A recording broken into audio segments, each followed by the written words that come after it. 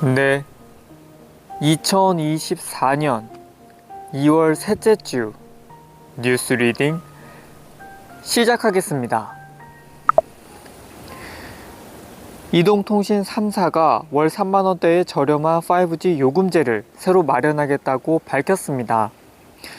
통신업계에 따르면 SK텔레콤은 최저 3만원대 구간을 신설하는 내용의 요금제 개편안을 준비해 이르면 이달 중 과학기술정보통신부에 신고할 계획인 것으로 알려졌습니다.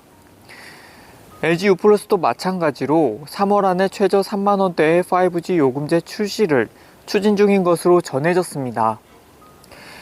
지난달 KT는 가장 앞서 최저 월 37,000원대의 새로운 요금제를 출시했습니다. 담배는 어느 나이에 끊어도 늦지 않으며 금연 효과는 빠르게 나타난다는 연구 결과가 나왔습니다. 캐나다 토론토 대학 보건대학원의 프라바트 지하 교수 연구팀이 미국, 캐나다, 영국, 노르웨이 등 4개국에서 성인 20세에서 79세까지 150만 명을 대상으로 1974년부터 2018년 사이에 진행된 연구 자료를 분석한 결과 이 같은 사실이 밝혀졌다고 메디컬 익스프레스가 보도했습니다. 담배를 끊은 지 3년이 안 된 사람도 기대 수명은 최대 6년 길어졌다고 연구팀은 밝혔습니다. 흡연자들은 대부분 중년이 되면 이제 담배 끊기가 너무 늦었다고 생각하지만 담배는 언제 끊어도 절대 늦지 않으며 금연 효과는 빨리 나타난다고 연구팀은 강조했습니다. 설 연휴 마지막 날인 오늘은 막바지 귀경 행렬이 이어지고 있습니다. 고속도로 정체는 오후 3, 4시쯤 정점에 이른 뒤 밤늦게 풀릴 전망입니다. 한국도로공사는 오후 3시에서 4시 사이 정체가 절정에 이르고 밤 11시에서 자정 사이 풀릴 것으로 내다봤습니다.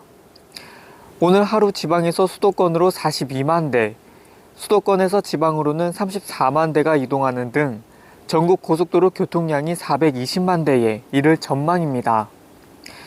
연휴 마지막 날인 오늘까지 고속도로를 이용하는 차량은 통행료가 면제되고 총 71개 구간의 갓길 차로도 임시 개방됩니다.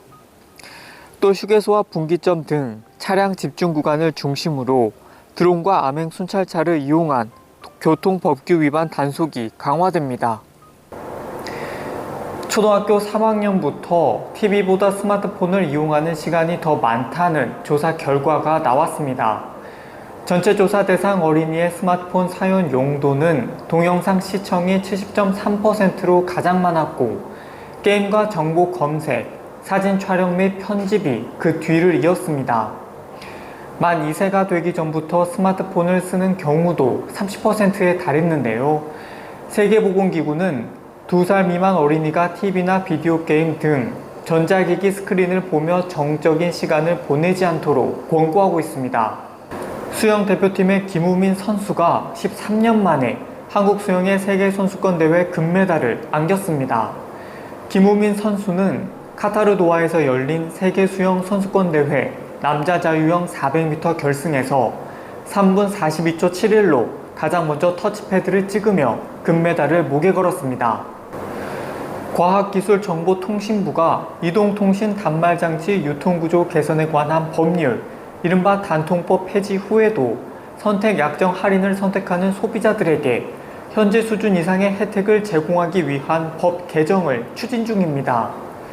단말기 공시지원금 상한은 없어지고 선택 약정 할인율만 계속 25% 선에 묶인다면 상대적으로 손해를 보는 소비자가 많아지기 때문인데요.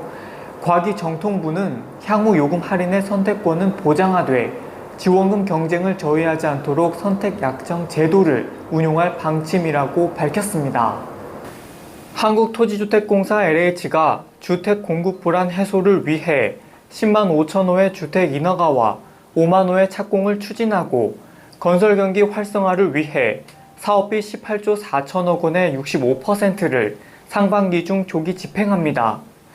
LH는 공적 기능 강화에 역점을 두고 도전적으로 투자 계획을 세우는 등 5대 부문 11대 중점 과제를 담은 업무 계획을 확정했다고 밝혔습니다. 또 LH는 공공주택 설계, 시공, 감리업체 선정 권한을 외부에 이관하는 절차는 차질 없이 이행하되 이관 과정에서 발주 공백이 발생하지 않도록 철저히 관리한다고 했습니다. 남자 수영 간판 황선우 선수가 세계선수권 자유형 200m에서 한국 선수 최초로 금메달을 땄습니다. 황선우 선수는 세계대회 연속 메달의 쾌거를 달성했는데요. 자유형 400m의 김우민 선수에 이어 황선우 선수까지 시상대 맨 위에 오르면서 한국 수영은 역대 최초로 단일 세계선수권에서 2개 이상의 금메달을 수확하게 됐습니다. 올해 국세청은 558만 가구에 총 6조 1천억 원의 근로자녀 장려금이 지급될 것으로 예상된다고 밝혔습니다. 지난해와 비교하면 지급액은 9천억 원, 지급 대상 가구는 80만 가구 늘어난 것인데요. 국세청은 자녀 장려금 지급 기준 총 소득이 4천만 원 미만에서 7천만 원 미만으로 완화되면서 지급 대상이 47만 가구 늘어날 것으로 분석했습니다. 또 지난해까지 65세 이상 고령자와 중증장애인이 자동 신청 대상이었지만 올해부터 고령자 기준이 60세 이상으로 확대됐습니다. 영세 소상공인들은 정부가 마련한 최대 20만원 전기요금 특별 지원을 오는 21일부터 온라인을 통해 신청해 받을 수 있게 됐습니다. 중소벤처기업부는 지난해 국회 예산 심의 과정에서 전기요금 특별 지원 예산이 2,520억 원 규모로 한시 반영돼 오는 15일 관련 사업을 공고하고 21일부터 순차적으로 신청을 받는다고 밝혔습니다.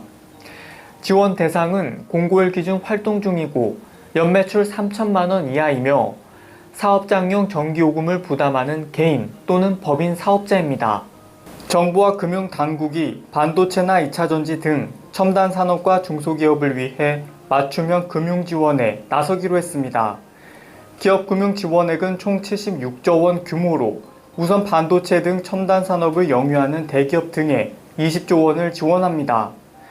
아울러 그동안 정책에서 소외된 중견기업에 대한 지원도 강조했는데요. 중견기업과 중소기업에는 각각 15조 원과 41조 원을 지원할 예정입니다.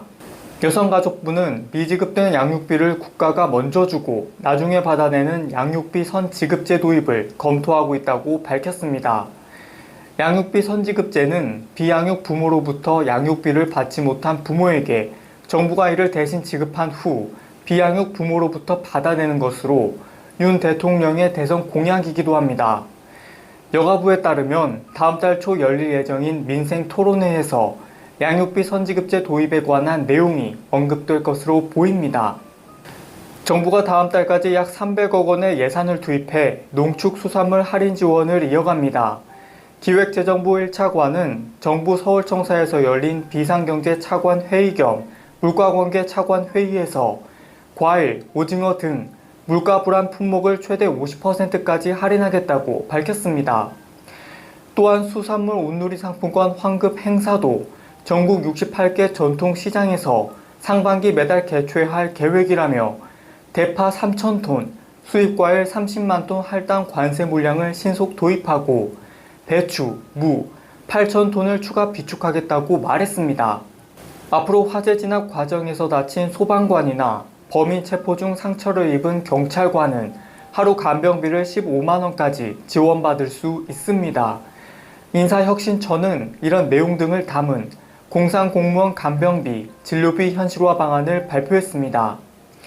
우선 소방, 경찰 등 위험직무 공상공무원의 하루 간병비가 현재 최대 67,140원에서 15만원으로 2배 넘게 올라갑니다.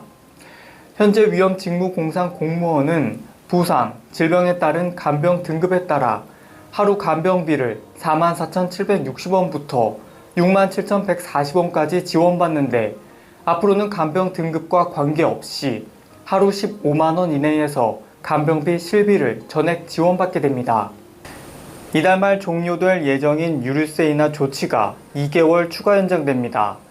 부총리 겸 기획재정부 장관은 기자간담회에서 최근 국제유가와 국내 유가가 다시 상승세로 전환하고 있다며 이같이 밝혔습니다.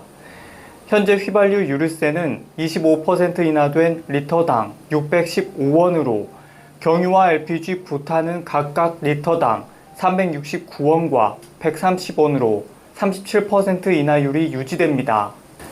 정부가 국가연구개발에 참여하는 이공계 대학원생의 매달 일정 금액 지원을 보장하는 연구생활장학금, 일명 한국형 스타이펜드를 도입하기로 했습니다. 정부는 대한민국을 혁신하는 과학 수도, 대전을 주제로 열린 윤석열 대통령 주재 민생토론회에서 이런 내용을 담은 과학기술과 대전 발전 방안을 보고했습니다. 스타이펜드는 학생 연구원이 학업과 연구에 전념할 수 있도록 학교가 생활비를 지원하는 제도로 미국과 영국, 독일 등에서 시행되고 있습니다. 이 제도 도입을 위해 정부는 우선 대학 차원의 지원 체계인 학생 인건비 풀링제 등을 강화하기로 했습니다. 풀링제는 국가 R&D 과제의 인건비를 연구 책임자별 또는 기관별로 통합 관리해 학생 연구원이 과제에 참여하지 않아도 인건비를 받을 수 있도록 돕는 제도입니다. 개인정보보호위원회가 내놓은 2024년 주요 정책 추진 계획을 보면 급변하는 인공지능 시대에 개인정보 침해 우려를 해소하는 동시에 관련 산업의 활성화를 돕는 방안이 담겼는데요. 정보 주체가 자신의 정보를 원하는 곳으로 옮기도록 요구하는 마이데이터의 본격적인 확산을 위해서 포털 서비스 구축 등 관련 인프라가 강화됩니다. 개인정보위는 내달부터 의료와 통신처럼 일상생활과 밀접한 분야를 중심으로 기업의 마이데이터를 활용한 서비스 발굴을 지원하기로 했습니다. 내일 서울을 비롯한 많은 지역이 영하권을 보이겠습니다. 그러다 낮부터 기온이 조금씩 오르겠는데요. 내일 서울의 한낮 기온 10도 안팎, 일요일에는 15도 안팎까지 높아지겠습니다. 일요일 오전에는 제주와 남해안 지역부터 비가 시작돼 밤이면 전국으로 비가 확대되겠습니다. 주말인 내일은 전국이 대체로 맑겠고 공기도 깨끗하겠습니다. 일요일에 시작된 비는 수요일까지 길게 이어지겠고 비가 내리면서 기온이 조금씩 떨어질 전망입니다. 날씨였습니다.